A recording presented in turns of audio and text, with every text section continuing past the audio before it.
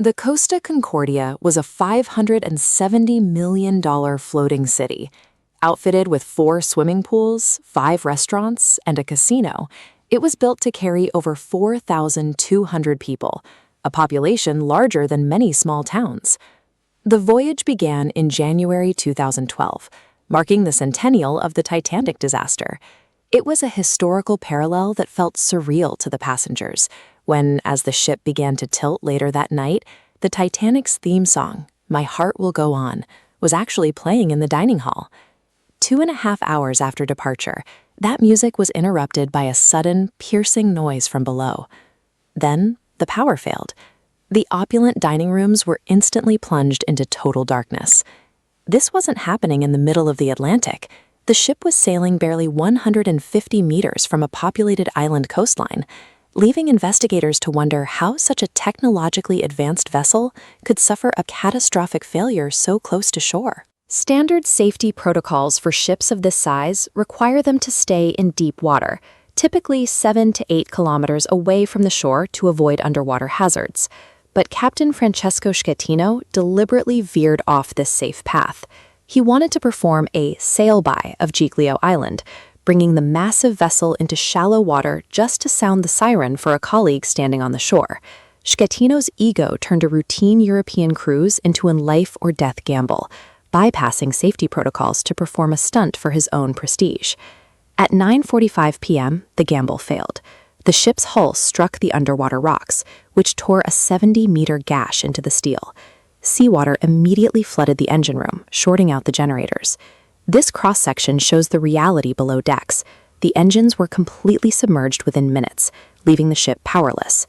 Despite the flooding, Captain Schettino began a deliberate cover-up. He told panicked passengers and the Italian Coast Guard that they were dealing with a simple electrical blackout, hiding the fact that the ship was actively sinking. In an attempt to get closer to the island, he turned the ship around, but the loss of power and the influx of water caused a severe tilt to the right, trapping thousands of liters of seawater on one side of the vessel. By refusing to admit the truth for over an hour, Schettino robbed his passengers of their most critical survival resource, the time needed for an orderly evacuation. By the time the evacuation order was finally given at 10:54 p.m., the ship was leaning at a 30-degree angle. This tilt meant that half of the lifeboats were now physically impossible to launch. Heroism emerged from the lower ranks.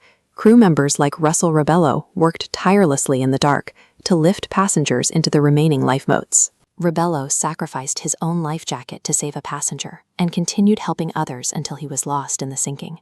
At 11:19 p.m., while his crew and 4,000 passengers were still fighting for their lives, Captain Schettino abandoned his ship.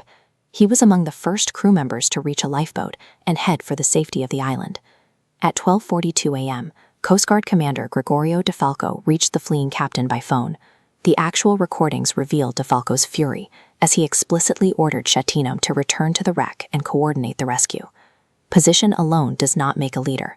Authority is granted by rank, but leadership is earned through accountability, something Schettino abandoned the moment he left his ship.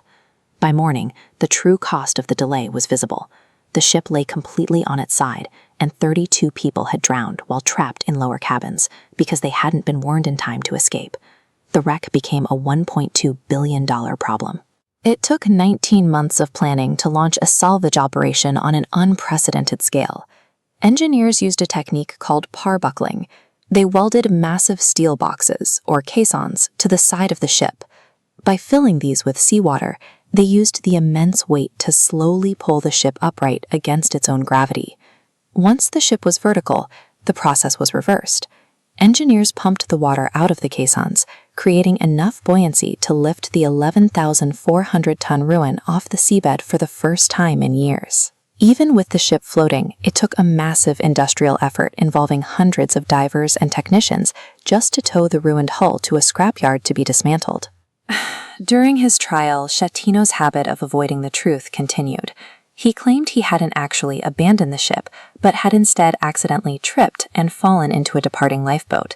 The court rejected his defense. Schettino was convicted of manslaughter and sentenced to 16 years in prison, where he remains today. Modern engineering can produce ships that are virtually unsinkable, But technology cannot account for a captain who lacks the courage to admit his own mistakes. Leadership is ultimately the one safety system that cannot be automated.